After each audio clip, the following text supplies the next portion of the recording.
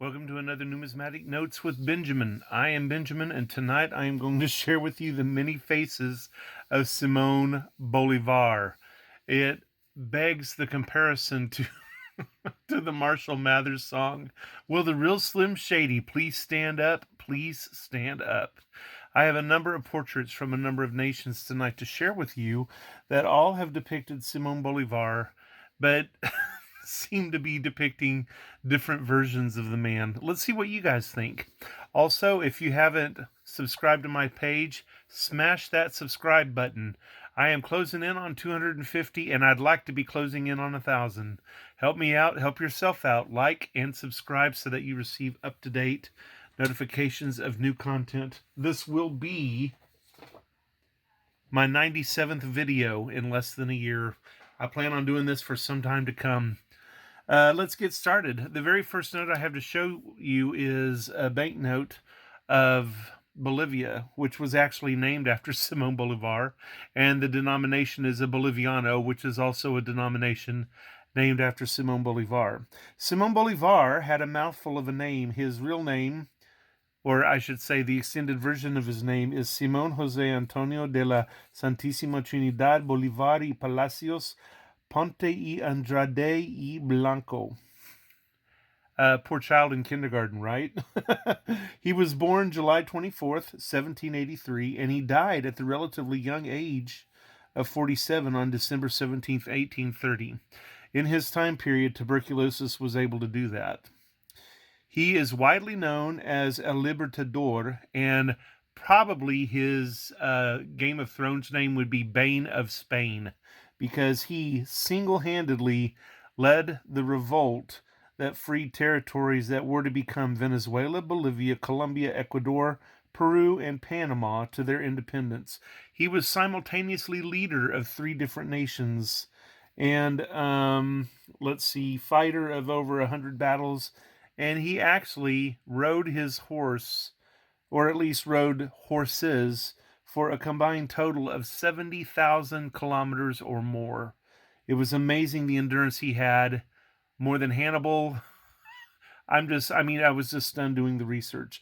I want to thank Wikipedia for sharing some of that information with me and for being able to Google a lot of images of Simon Bolivar. This would definitely be a great program if it could be expanded. It would be great to trace these portraits to specific paintings, and I did in a small way, and whenever I can, I'll let you know what I found out. This first note is a Waterloo and Sons limited banknote, a rather severe-looking portrait of the Libertador. Not ugly. It is what it is, and how does it compare to this one? This is a Cinco Bolivars. This is another banknote named after the great man, and this one is from Venezuela. And we have a happier, a much more narrow-skulled rendition of Simon Bolivar on this note. This note is also from Venezuela, and it seems to echo the first portrait that I shared with you. It's even described as being Bolivar, the Libertador. Libertador here. And it looks to be very similar to the first one. See if you can see what I mean. There you go. There you go. They have his eyes looking a little bit different, forehead looking a little different. Eyebrows don't look nearly as caveman on this note here as they do on this first note here. It could be because this is a different engraving. This engraver of this note is actually an old note of Thomas Delarue. Should have been a giveaway by the design bar down here. The next portrait of Simon Bolivar is interesting because it's the one from a coin. And I thought this was pretty cool that they would actually put this one on a banknote. This is actually Simon Bolivar as interpreted by a bar. And this is the one that you will see on almost all of Venezuelans' modern money, well, since the 1800s. It's a fascinating portrait. It's a very strong. I can see how they put the aesthetic of ancient Rome into this portraiture. It's a very nice one. Here's one that's a little bit scary, if you ask me. This comes from the period and the portraiture from the time of his being in Jamaica and Haiti. His head seems to be more vase-shaped, a lot more forehead going on here, and even a different kind of hair. The hair quality seems to be more poofy. I don't really, I'm not trying to be disrespectful. The man has done more than I ever have. But the portraiture just leaves so much to to my imagination that I am not helped at all by any of these portraits in knowing just who Simon Bolivar actually looked like or resembled.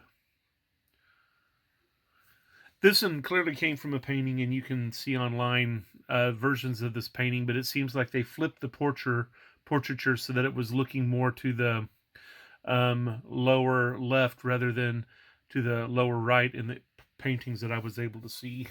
Here's another Venezuela note. Apparently Venezuela is not going to leave their hero undocumented. If we don't know what he looks like, we will put out banknotes of every portrait of him we can find. And they found another one. Here we have the same kind of wild hair. Narrow face seems to be a commonality, and military uniform. I kind of like his eyes on this one, but it is what it is. This one is actually a Colombian banknote showing Simon Bolivar, and you can see that he has a serious visage again, looking off to the right, wearing the same military uniform you saw. You see him in most of his banknotes. I think the collar embroidery is different on them all, but hey, says the face. Every one of these is Simon Bolivar, but I'm not sure I've seen the right face of him just yet. Here's another image of Simon Bolivar from Colombia.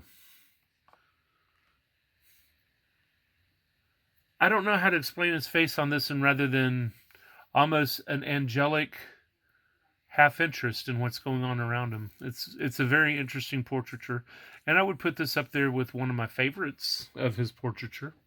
And another one of my favorites of his portraiture is on this Ecuadorian banknote right here.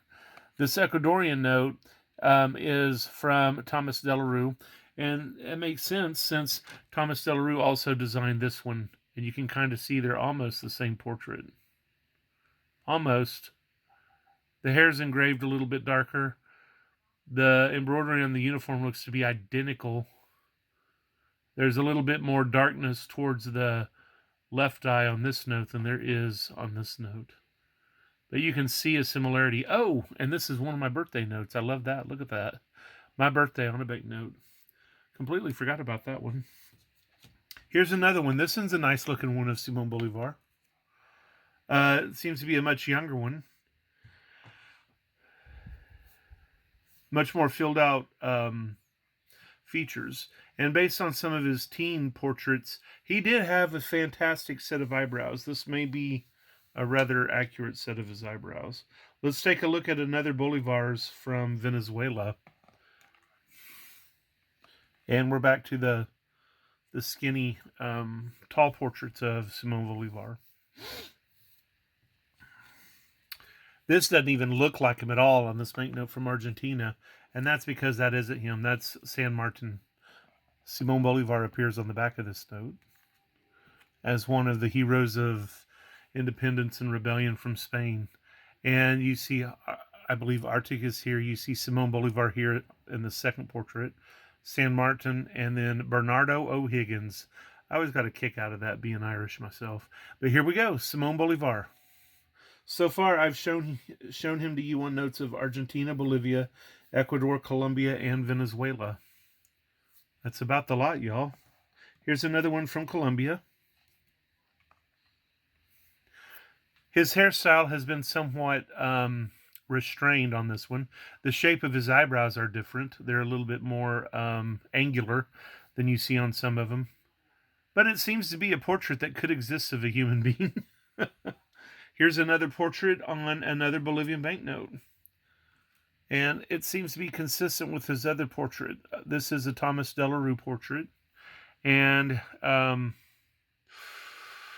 you don't see the emaciation of age yet, but you do see, I do see the miles and the years that have been taken off of his life from all of his younger actions. Part of that might be the love of his life, whom he married when he was 18 or so, died barely 8 months into their marriage, and it devastated Mr. Bolivar so much that he vowed never to remarry, and he never did.